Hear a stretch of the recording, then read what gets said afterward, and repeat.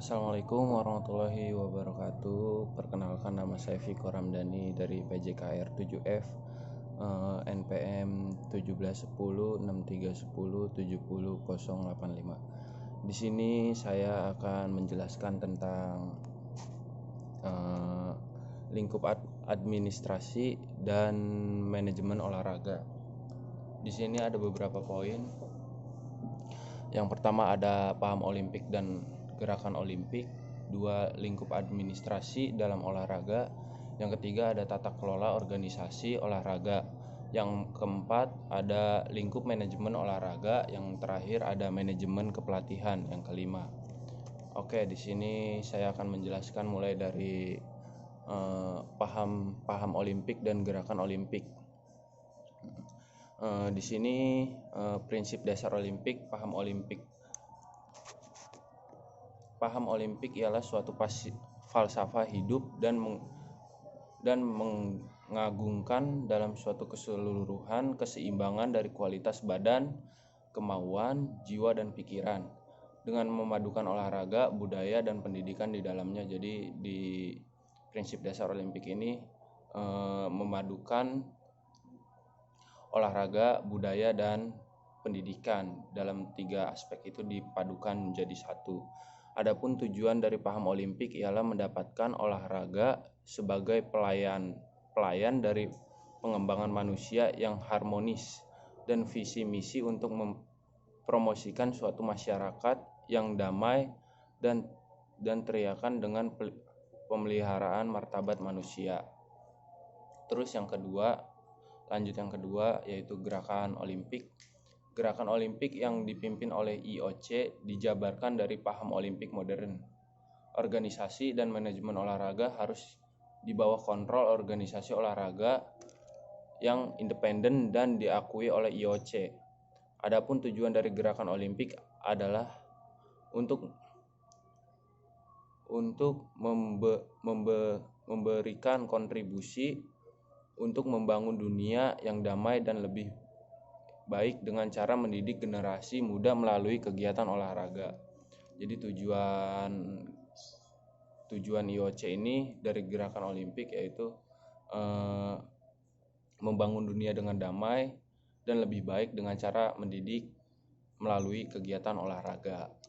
Yang ketiga ada IOC sebagai badan yang memimpin gerakan olimpik.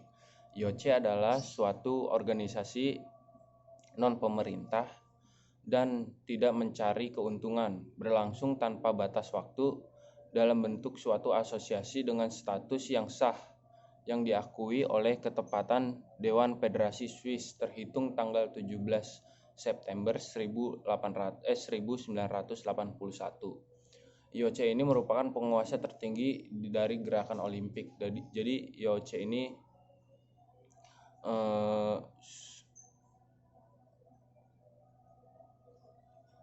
sudah berstatus suatu asosiasi dengan status yang sah dan diakui pada tanggal 17 September 1981. Yang keempat ada struktur gerakan olimpik. Di sini dalam Kongres Internasional di Sorbonne, Prancis tanggal 23 Juni 1894, Baron Pierre de Coubertin mempraksai untuk merestorasi Olimpiade kuno dengan membentuk International Olympic Community IOC, singkatannya International Olympic Community, sebagai induk organisasi dari gerakan olimpik. Jadi dalam Kongres di Sorbonne, Prancis tanggal 23 Juni 1994, IOC ini ingin merubah Olimpiade kuno dengan membentuk organisasi yaitu International Olympic Community IOC. Gerakan olimpik tersebut terdiri dari International Federation IF, National Olympic Committee NOC, Organizing Committee of the Olympic Community OCOC, Asosiasi Nasional Perkumpulan olahraga para atlet ofisial dan petugas olahraga lainnya. Jadi di seluruh bagian para atlet, ofisial dan petugas olahraga itu berkumpulnya di organisasi ini. Terus yang B, lingkup administrasi dalam olahraga.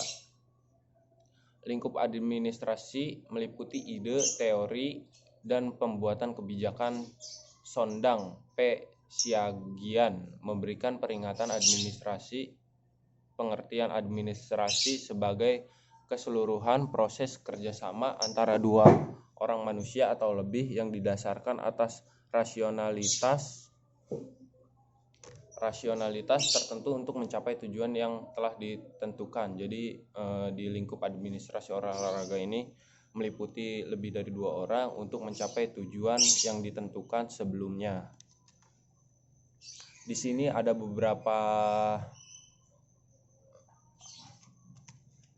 beberapa contohnya. Jadi secara singkat dapat dikatakan bahwa unsur-unsur administrasi ialah 2 orang atau lebih, tujuan yang telah ditentukan sebelumnya, tugas yang hendak dilaksanakan, dan peralatan. Jadi sudah dipersiapkan secara matang. Dan lingkupnya administrasi olahraga meliputi konstitusi olahraga nasional, tata kelola olahraga, tata cara rapat, dan manajemen anggaran dan keuangan. Di sini konstitusi organisasi olahraga nasional. Poin selanjutnya.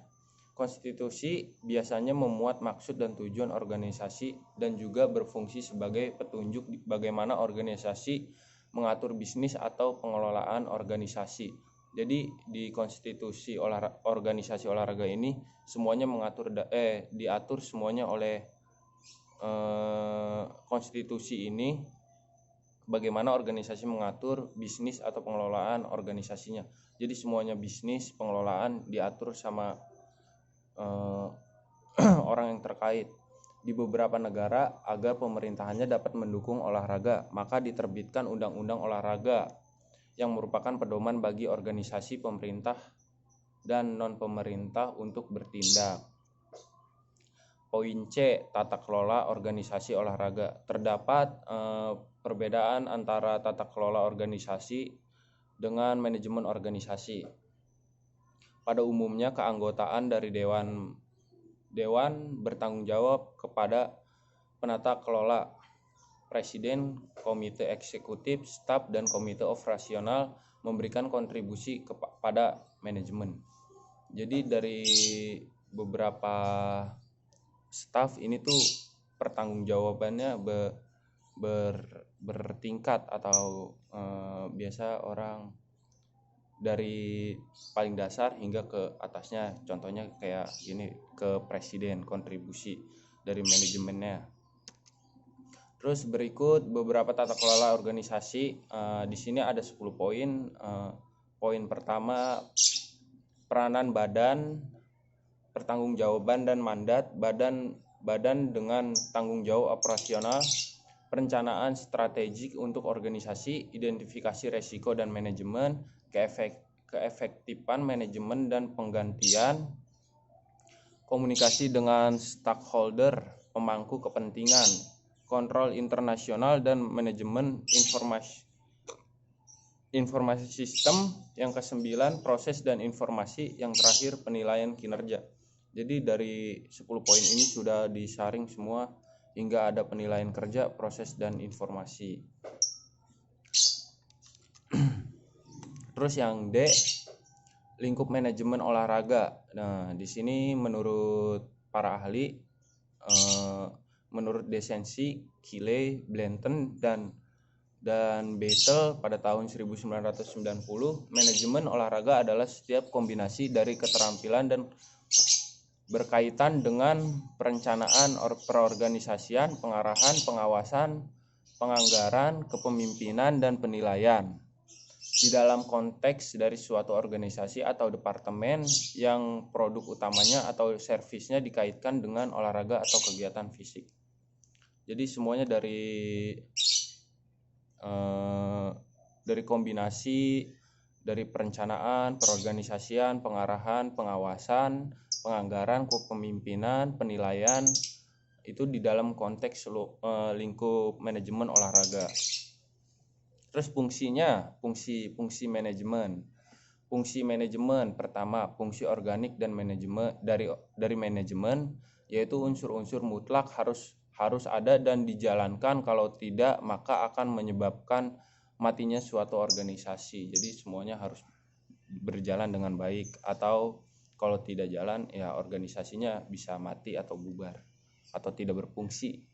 Fungsi anorganik dari manajemen merupakan unsur-unsur pendukung saja seperti telepon, mobil, AC, dan lain-lain. Ini mah ke prasarana untuk kayak para atlet, terus prasarana mobil untuk ke stadion atau gimana, dipakai buat keperluan pribadi.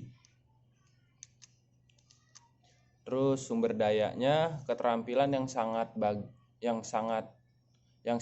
bagi administrasi olahraga adalah menentukan kebutuhan-kebutuhan dan kemudian memperoleh sumber-sumber daya yang diperlukan. Sumber daya tersebut antara lain, jadi di sumber daya ini memerlukan sumber daya yang diperlukan.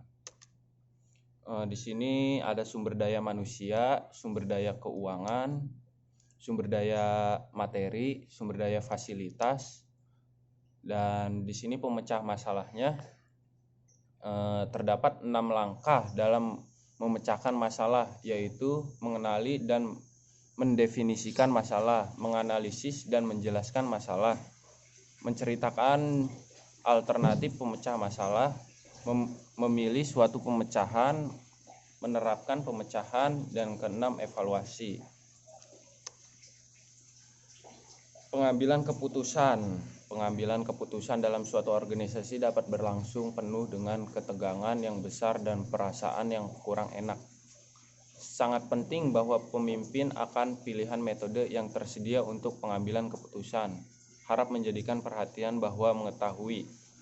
Di sini ada poinnya, ada 4 poin. Apa sebenarnya yang akan Anda putuskan? Oh, ini ini pertanyaan keputusannya.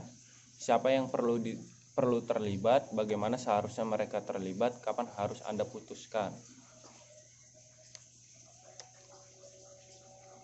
Yang terakhir ada manajemen kepelatihan.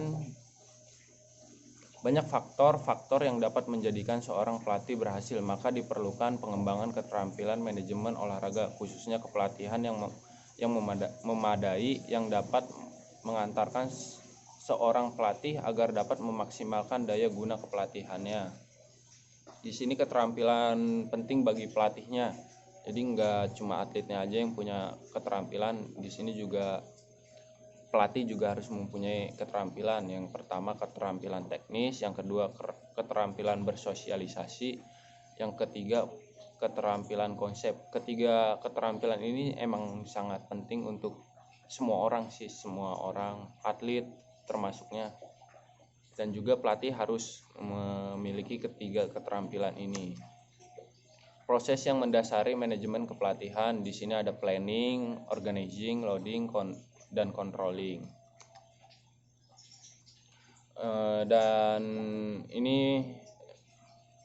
Dan itulah tadi merupakan penjelasan tentang lingkup administrasi dan manajemen olahraga. Mohon maaf apabila ada salah kata. Saya akhiri. Wassalamualaikum warahmatullahi wabarakatuh. Terima kasih.